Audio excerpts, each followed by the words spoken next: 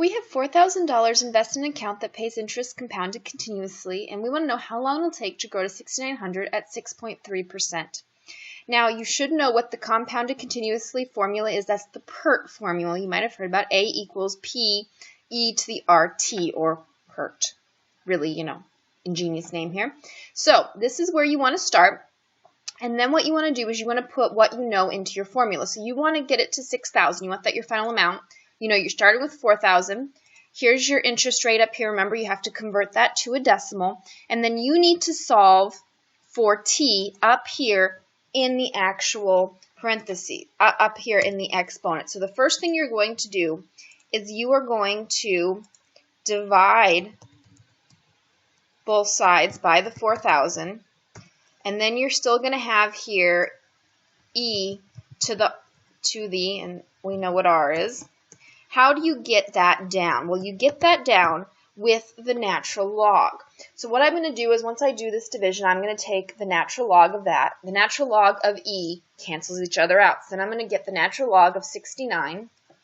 So I'm going to get the ln of 6,900 divided by 4,000 equals 0.063 t. And then I can just divide that answer by 0.063. So on the calculator, I'm going to start, and the first thing I'm going to do is I'm going to do the 6,000 divided, 69, right? Yeah, let's get the right number in there. 69 divided by 4,000. And then I'm going to take the natural log, so that's this ln button down here. And then I'm going to go second answer, because I want to just use the answer I've already known here. There's the natural log. And then I'm going to take this again, and if I hit the division button, you'll see it comes up with the answer here, 0.063. So it will take 8.7 years to grow. So I come back here, and you can see right there's my 8.7 years.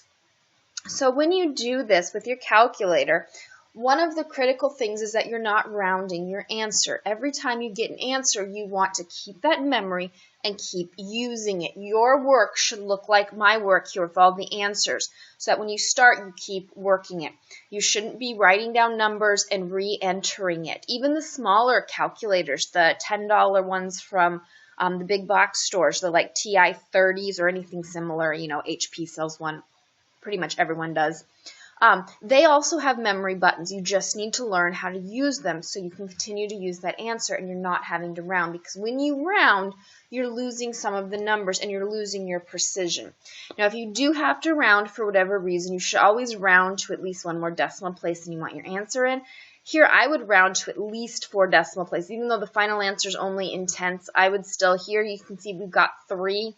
I would never go less than that as I was going. But if at all possible, you don't want to round at all, just like I was doing here, because that's going to give you the best and most precise answer.